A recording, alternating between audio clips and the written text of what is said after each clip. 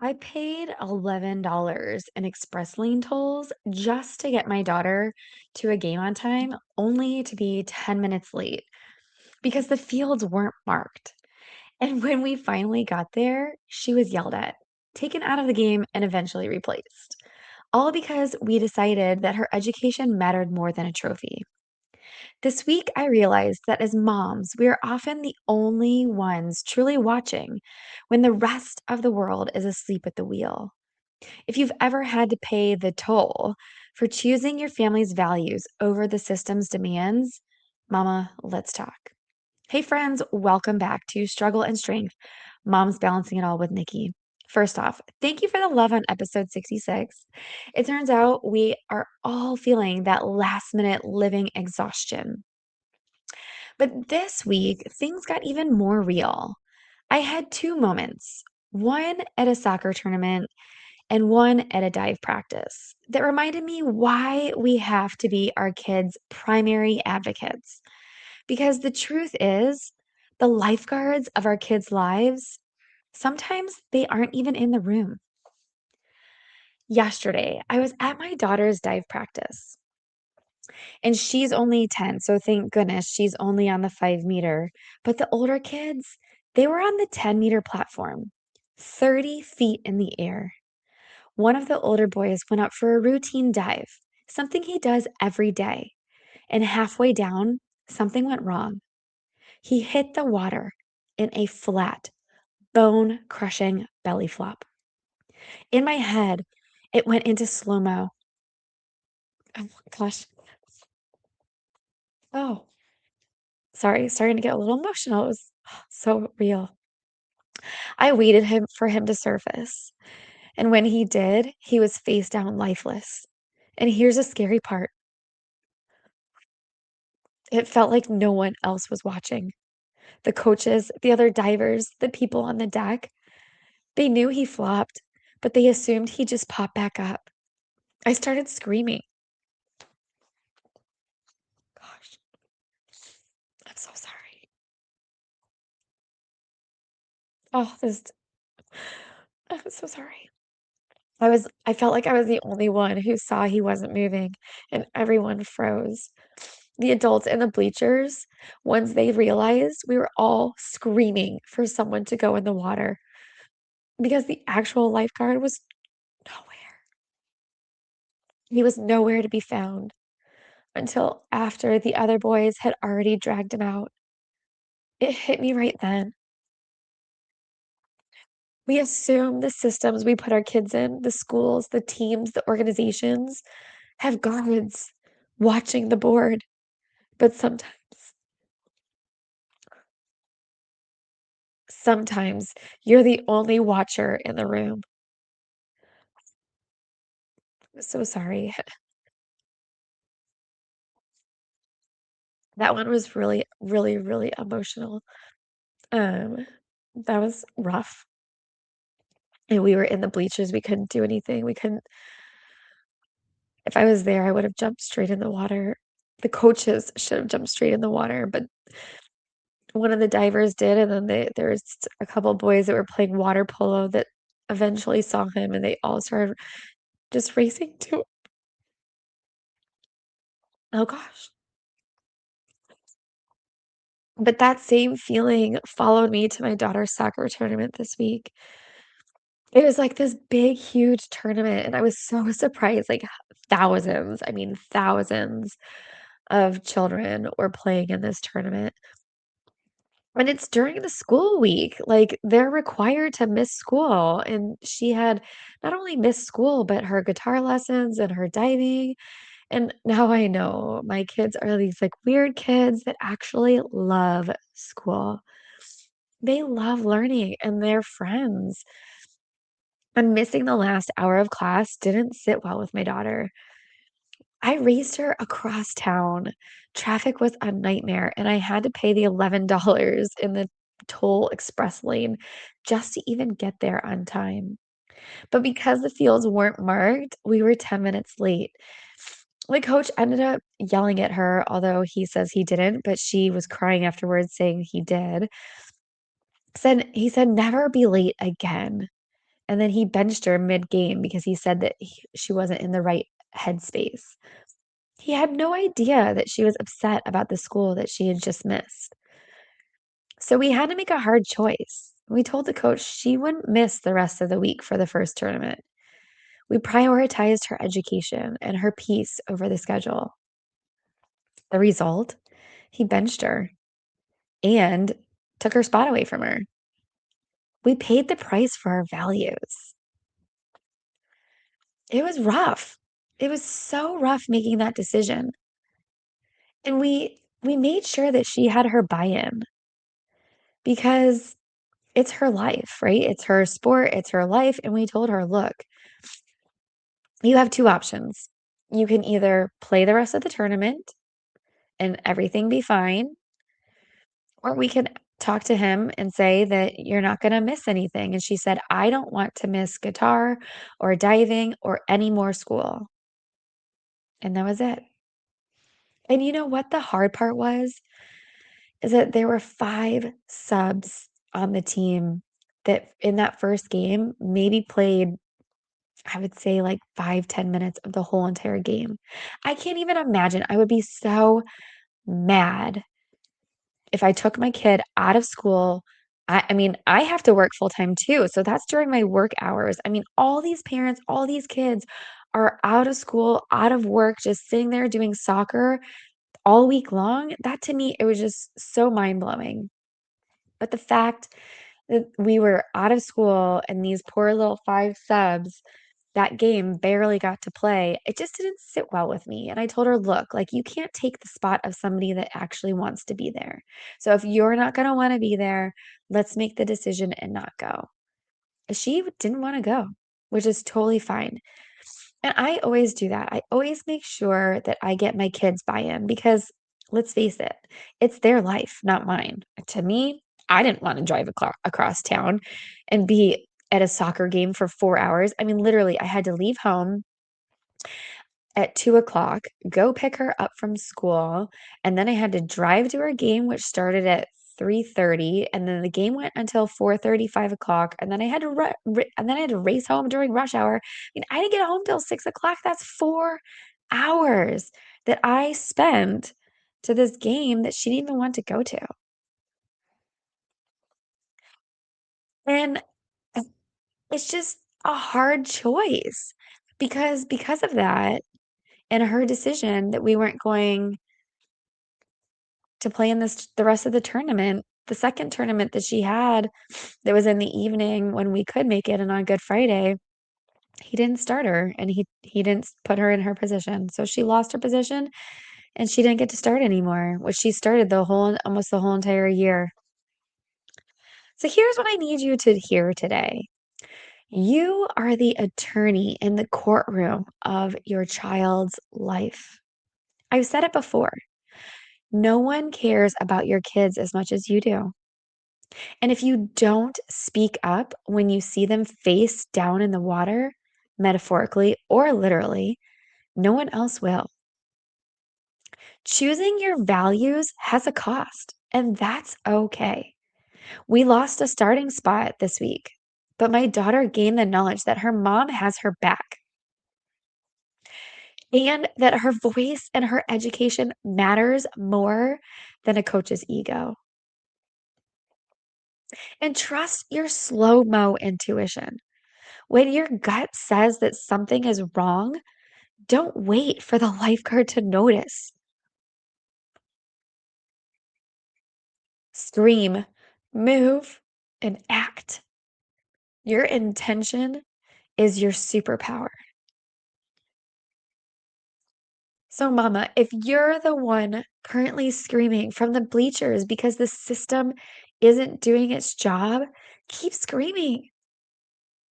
You aren't being difficult. You're being a watcher. It's exhausting to only always be the one fighting for the missing assignment, the fair playing time, or the safety of the pool. But it's the most important work you will ever do. You are raising humans who will one day know how to watch. Sorry, getting emotional. You are raising humans who will one day know how to watch out for others because they saw you do it for them. And it's tough. This isn't the first time these things have happened to us. You have to choose what you want to do in life and your kids. It's very difficult when you do multiple sports. And we've learned recently that most organizations, they treasure and they prioritize the kids that are putting in the most effort. And most effort, I mean paying the most. Now, I don't know how your organizations are, but in ours, the ones who are putting in the time, who are going more than the others, who are, engrossed in that one activity, they're the ones that the coaches favor. They're the ones that the coaches push. They're the ones that the coaches are rooting for, not the others, which is so hard for me to sit back and watch because as a coach myself for the last 7 years, it's been 1 year since I gave up my coaching position. I never did that. It was never about my ego. It was always about the children. It was about their growth, their development, because it's theirs. It's their game. It's their sport. It has nothing to do with me. I'm just the teacher. But too many of these coaches get engrossed in their own egos that they only want the best of the best to represent them. And that's unfortunate because every child has their strengths and every child has their challenges. And just because someone goes more often and pays you more money doesn't mean that they deserve more attention. Every child deserves the same amount of attention because you never know what could happen in the next year, 2, 5, 10 years down the road. They could be the next superstar, but because you made a prejudgment because they didn't pay you the money, you're not going to put forth the effort. It's hard. It's a hard lesson to learn. And the kids don't understand it. I feel my husband and I always question, we're like, our daughter is the sweetest, most considerate, rule following, like coach's dream. And yet sometimes they don't they don't root for her as being their top player or their top diver or because they don't see they don't see that we're committed because we're in multiple different things. And then she can't understand what's going on. And it's like, why is she being treated like this? We don't know. And it's so unfortunate.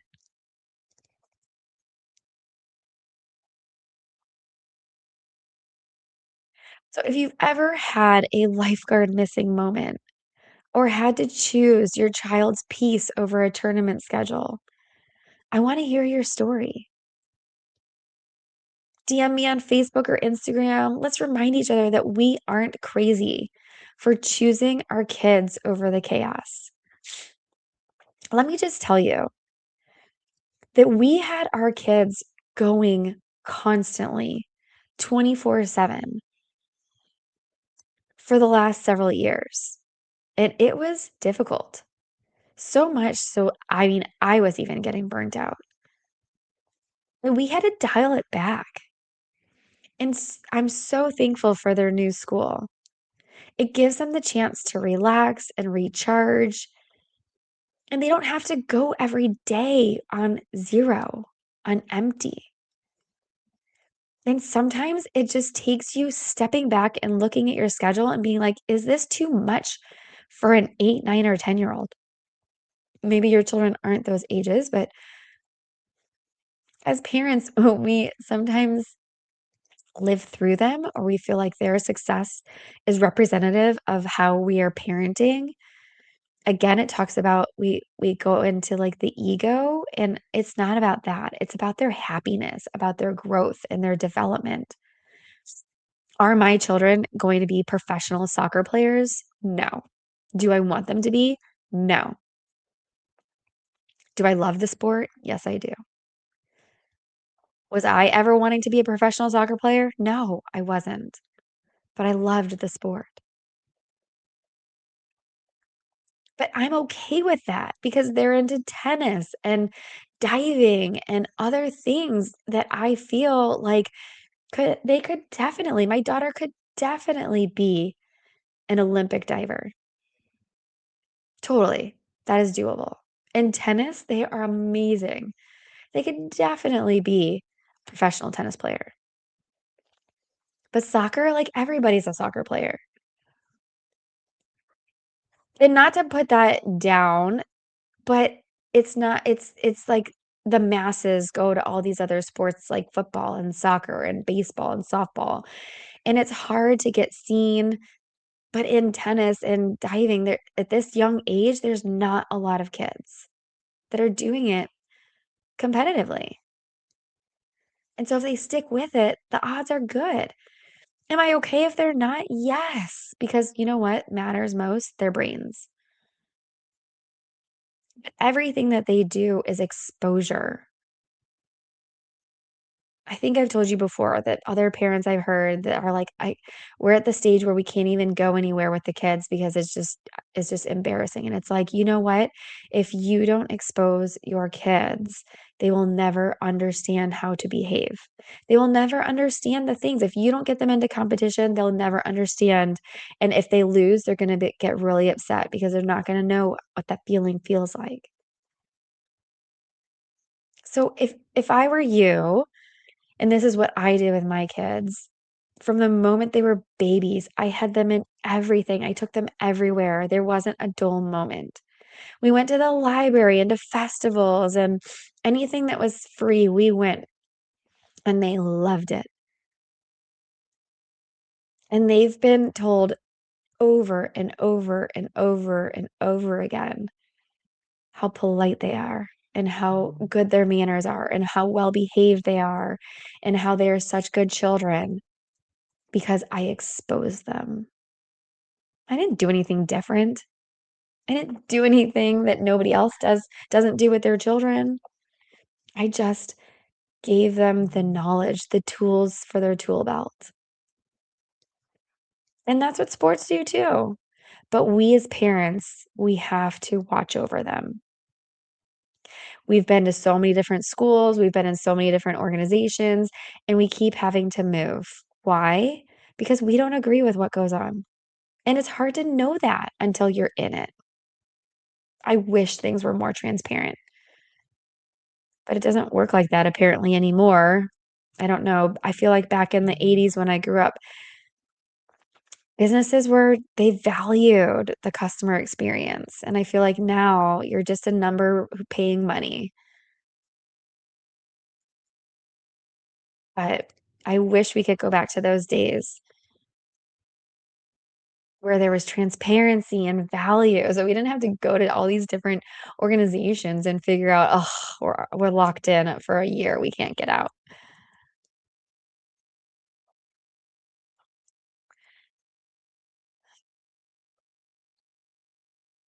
So don't forget to subscribe and share this one with a mama who's tired of being the only one watching the board. And until next time, keep showing up, keep watching, and remember, you're doing better than you think.